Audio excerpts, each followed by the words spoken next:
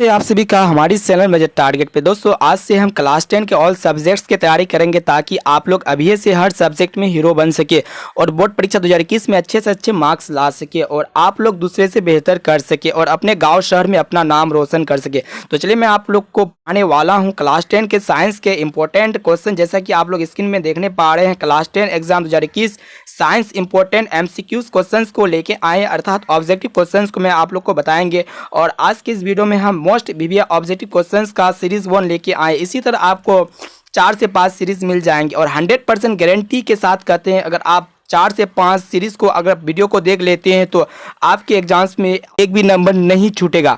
तो चलिए मैं आपको अच्छे तरह से एक एक प्रश्न को समझाने का कोशिश करेंगे और आप एक एक प्रश्न को अच्छी तरह से समझते जाइए, अच्छे तरह से ध्यान से देखिए ताकि आपको हर एक प्रश्न आपके एग्जाम्स में आ जाए और अच्छे से अच्छे मार्क्स ला सके।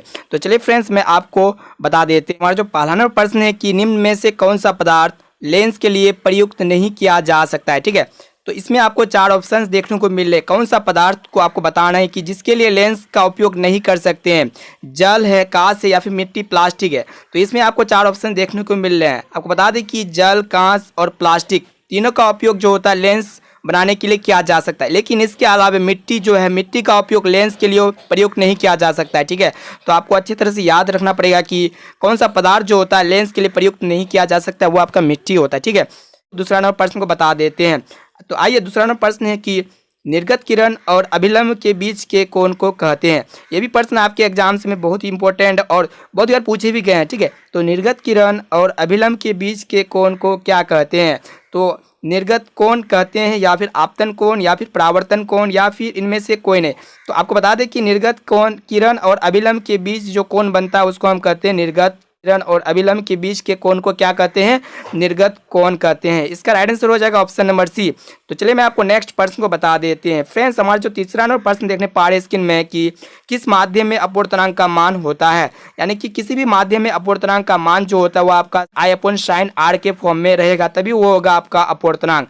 आपको बता दें कि किसी भी मीडियम में अगर अपवर्तनांक का मान रहता है तो sin I/sin r होता है। तो इसमें आपको भी 4 ऑप्शन देखने को मिले। देखिए ऑप्शन नंबर ए में है sin I/sin r, option B में sin I बराबर sin r और ऑप्शन सी में देखने पा रहे हैं कि sin I गुना sin r है। ऑप्शन में क्या है कि सभी उत्तर सही है।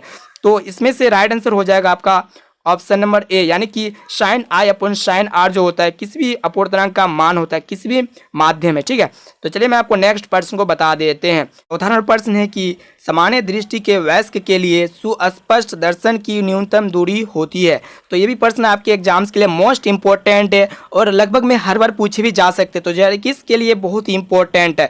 तो सामान्य दृष्टि के वयस्क के लिए सुस्पष्ट दर्शन की न्यूनतम दूरी, यानी कि आपको मिनिमम डिस्टेंस बताना है कि क्या होता है मिनिमम डिस्टेंस। तो कोई भी सामान्य दृष्टि होता है, कोई एडल्ट आदमी है तो उसके लिए उसके आँख में 25 सेंटीमीटर की दूरी होता है, यानी कि इसमें इसका राइट आंसर की बात कहा जाए तो ऑप्शन नंबर सी इसका करेक्ट आंसर हो जाएगा, यानी कि 25 सेंटीमीटर। तो चलिए मैं आपको नेक्स्ट प्रश्न को बता देते हैं। फ्रेंड्स हमारा जो 5 नंबर प्रश्न है कि दूरदृष्टि वाली आंखें साफ साफ देख सकती है। आपको बता दें कि दूरदृष्टि वाली आंखें साफ साफ देख सकती है, अर्थात जिस व्यक्ति के आँख में दूरदृष्टि होता है तो उसके आँख क्या कौन सा वस्तु को साफ साफ देख सकती है। तो चलिए मैं आपको सभी ऑप्शंस को बता देते हैं। तो ऑप्शन ए है कि दूर की वस्तुओं को, ऑप्शन बी है निकट की वस्तुओं को, ऑप्शन सी है बड़ी वस्तुओं को या फिर ऑप्शन डी में इनमें से कोई नहीं। तो जिस व्यक्ति के आँख में दूरदृष्टि दोष होता है तो वो आपका दूर की वस्तुओं को साफ साफ देख सकता है, ना कि आपको निकट की वस्तुओं को। तो आपको ध्यान, जो व्यक्ति दूरदृष्टि दोष से पीड़ित रहता है तो उसके आँख में दूर की वस्तुओं को साफ साफ देख सकता है। ठीक है, तो चलिए मैं आपको नेक्स्ट प्रश्न को दिखा देते हैं। फ्रेंड्स हमारा जो 6 नंबर प्रश्न है कि कांच प्रिज्म द्वारा उत्पन्न श्वेत प्रकाश को स्पेक्ट्रम में किस रंग का झुकाव अधिक होता है या फिर विचलन अधिक होता है।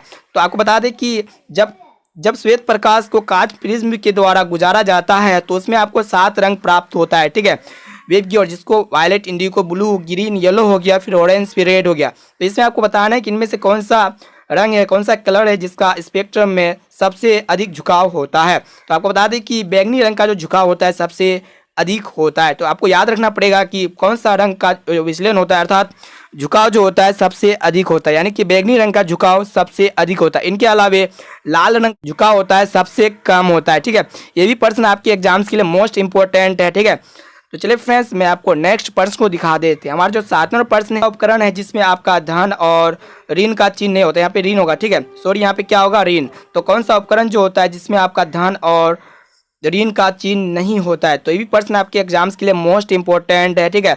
तो यहाँ पे भी आपको 4 ऑप्शन देखने को मिल रहा है। तो ऑप्शन ए है कि एम्पियर में, या फिर वोल्ट मीटर में, या फिर कुंडली में, या फिर विद्युत सेल में।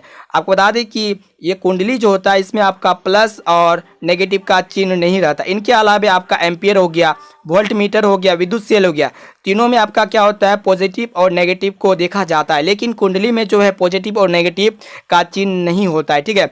तो चलिए फ्रेंड्स, आपको नेक्स्ट प्रश्न को दिखा देते हैं कि 10 एम्पियर और 20 एम्पियर के दो प्रतिरोधों को श्रेणी क्रम में जोड़ने पर समतुल्य प्रतिरोध होगा, ठीक है। यानी कि जब हम 10 ओम और 20 ओम को श्रेणी क्रम में जोड़ेंगे तो आपका समतुल्य प्रतिरोध क्या होगा, ठीक है। तो इस तरह का प्रश्न आपके एग्जाम्स में पूछे जाते हैं। लेकिन आप कैसे सोल्व कीजिएगा, जब भी आपको श्रेणी क्रम में जोड़ने बोलेगा तो आप जो इसको डायरेक्ट जोड़ सकते हैं श्रेणी क्रम में, ठीक है। यहाँ पे क्या करेंगे कि R1 प्लस R2 का फॉर्मूला लगा देंगे।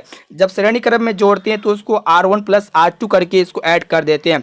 तो यहाँ पे R1 का राइट आंसर की बात कहा जाए तो आपका 30 करेक्ट आंसर हो जाएगा, ठीक है, 30 ओम हो जाएगा, ठीक है। तो चलिए फ्रेंड्स, आपको नेक्स्ट प्रश्न को दिखा देते हैं।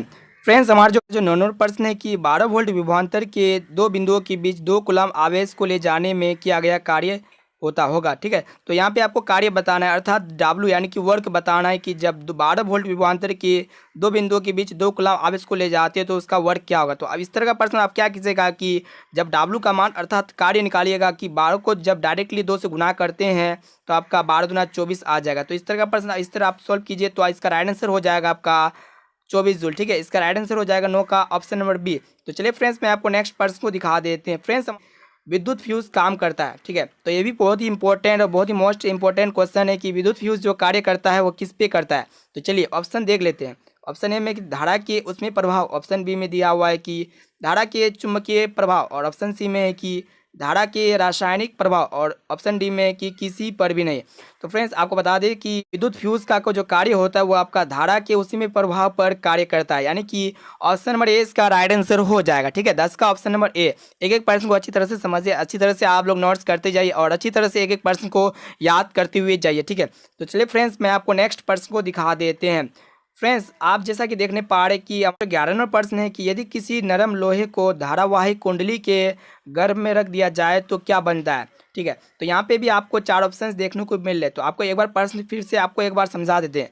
यदि किसी नरम लोहा को जब क्या करेंगे, धारावाही कुंडली के गर्भ में रखेंगे तो उसमें क्या बनेगा, सामान्य चुंबक बनेगा, विद्युत चुंबक, या फिर कोई चुंबक नहीं बनेगा, या फिर बनने वाला चुंबक रेखीय प्रदर्शित नहीं होगा, ठीक है। तो इस तरह का प्रश्न भी आपके एग्जाम्स में पूछे जा सकते हैं, ठीक है। तो 11 का जो राइट आंसर की बात कहा जाए तो हो जाएगा ऑप्शन नंबर बी, यानी कि विद्युत चुंबक बनेगा। जब भी नरम लोहे को धारावाही कुंडली के गर्भ में रखेंगे तो क्या बनेगा, विद्युत चुंबक बनेगा, ठीक है। तो चलिए फ्रेंड्स, मैं आपको नेक्स्ट प्रश्न को दिखा देते हैं। फ्रेंड्स, हमारा जो 12वां प्रश्न है कि यहाँ पे 1 kWh यानी कि 1 किलो वाट आवर है, ठीक है। यहाँ पे आपको बताना है कि 1 kWh बराबर क्या होता है। तो 1 kWh बराबर क्या होता है, ठीक है। तो आपको बता दें कि 1 kWh बराबर जो होता है वो आपका 3.6 गुना 10 के पावर 6 जूल होता है, ठीक है। यानी कि 3.6 गुना 10 के पावर 6 जूल के बराबर होता है आपका 1 kWh, तुल्य होता है, यानी कि बराबर होता है। तो चलिए फ्रेंड्स, मैं आपको नेक्स्ट प्रश्न को दिखा देते हैं। फ्रेंड्स, हमारे जो नेक्स्ट प्रश्न देखने पा रहे हैं कि नाभिक की ऊर्जा प्राप्त करने के लिए आवश्यक होए, यानी कि नाभिक की ऊर्जा प्राप्त करने हेतु आवश्यक है। जब भी नाभिक की ऊर्जा प्राप्त करते हैं तो उसके लिए क्या जरूरी होता है। आपको बता दें कि सिलिकॉन, या फिर क्रोमियम, या फिर आपका यूरेनियम, या फिर एल्युमिनियम। तो फ्रेंड्स, आपको बता दें कि नाभिक की ऊर्जा जब भी प्राप्त करती है तो इसके लिए आपका यूरेनियम की आवश्यकता होती है, यानी कि इसका राइट आंसर हो जाएगा ऑप्शन नंबर सी, ठीक है। तो चलिए फ्रेंड्स, मैं आपको नेक्स्ट प्रश्न को दिखा देते हैं। फ्रेंड्स, हमारा जो नेक्स्ट प्रश्न है कि जल से होकर विद्युत धारा प्रवाहित करने पर जल का अपघटन होता है, यानी कि जब जल से होकर विद्युत धारा प्रवाहित करते हैं तो जल का विद्युत अपघटन होता है। हाइड्रोजन और ऑक्सीजन मुक्त होता है तो हाइड्रोजन और ऑक्सीजन का आयनों का अनुपात होगा। तो ये भी प्रश्न आपके एग्जाम्स के लिए मोस्ट इंपॉर्टेंट है। तो उसका रेशियो आपको बताना है कि जब जल से होकर विद्युत धारा प्रवाहित करते हैं तो जल का अपघटन होता है, लेकिन हाइड्रोजन और ऑक्सीजन मुक्त होता है। तो आपको बता दें कि हाइड्रोजन और ऑक्सीजन का आयनों का अनुपात क्या होता है, ठीक है। तो किस कौन सा रेशियो के अनुपात में रहता है आयन। तो आपको बता दें कि 2:1 के अनुपात में आपका रहेगा। तो यहाँ पे देखने पा रहे कि जल यानी कि H2 है, तो यहाँ पे हाइड्रोजन का 2 अनुपात हो गया और ऑक्सीजन का आपका हो गया 1 रेशियो, यानी कि 2:1 के अनुपात में रहता है। ठीक है, तो इसका राइट आंसर हो जाएगा ऑप्शन नंबर सी। ठीक है फ्रेंड्स, मैं आपको नेक्स्ट प्रश्न को दिखा देते हैं। फ्रेंड्स, हमारे जो 15वें प्रश्न है कि भोजन का पचना तथा पकाना किस प्रकार की अभिक्रिया है।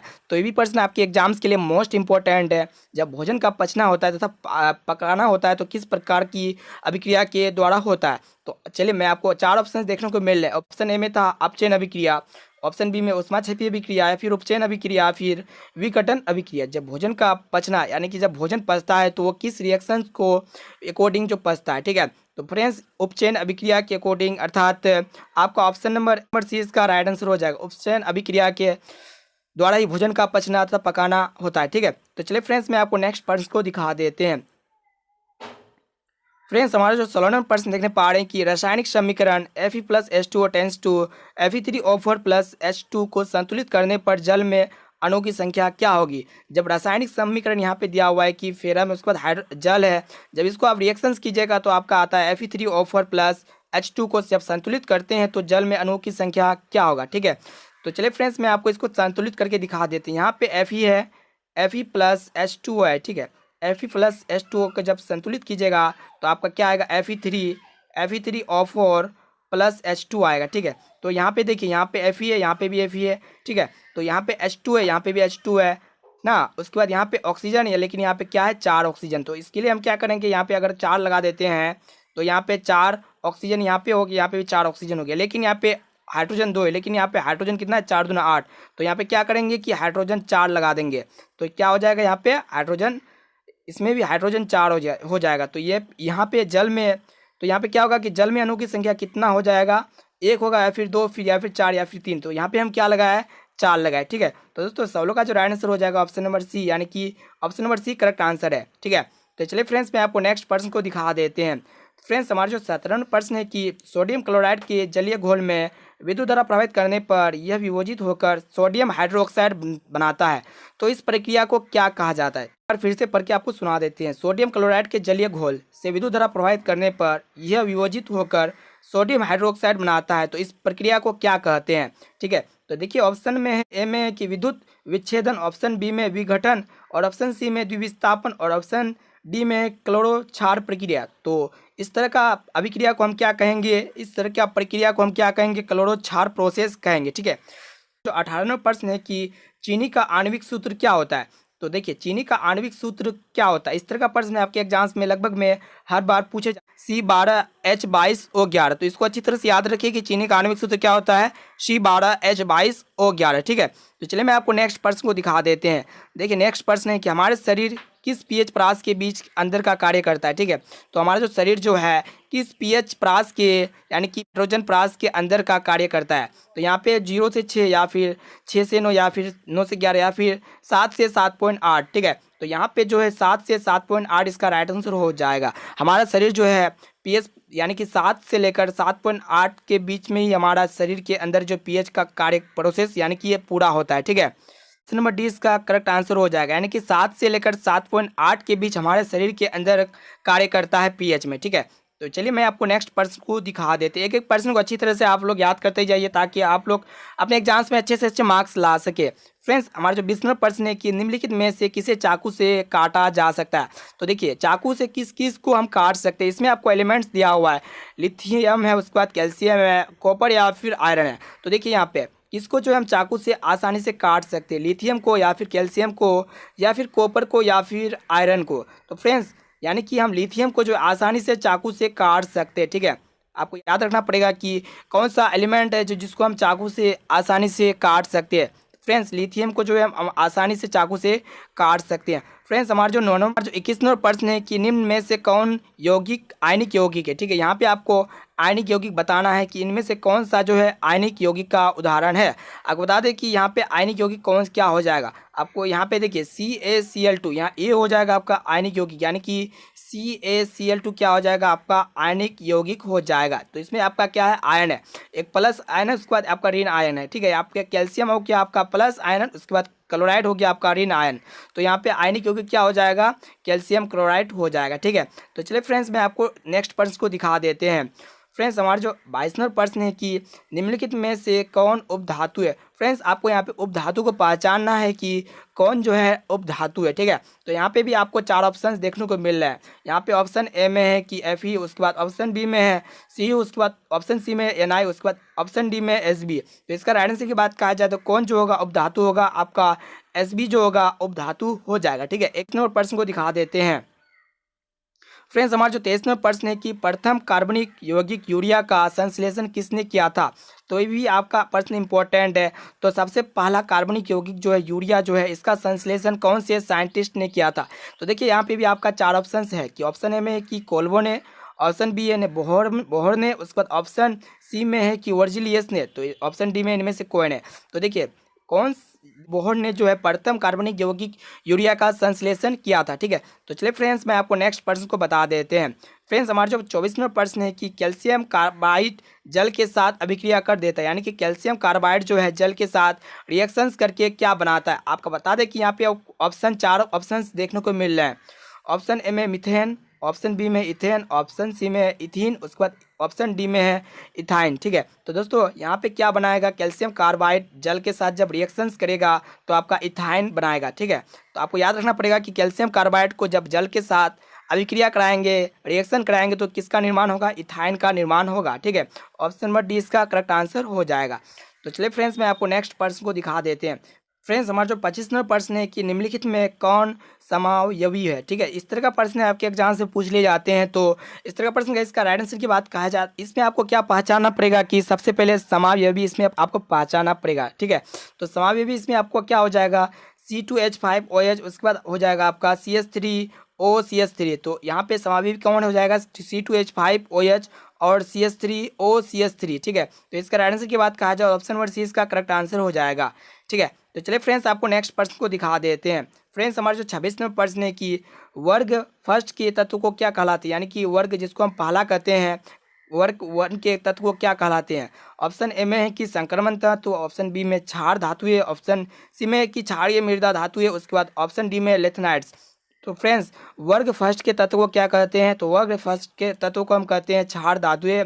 तो इसका राइट आंसर की बात कहा जाए तो इसका राइट आंसर हो जाएगा ऑप्शन नंबर बी, ठीक है। तो इसका करेक्ट आंसर हो जाएगा। फ्रेंड्स आपको नेक्स्ट प्रश्न को दिखा देते हैं।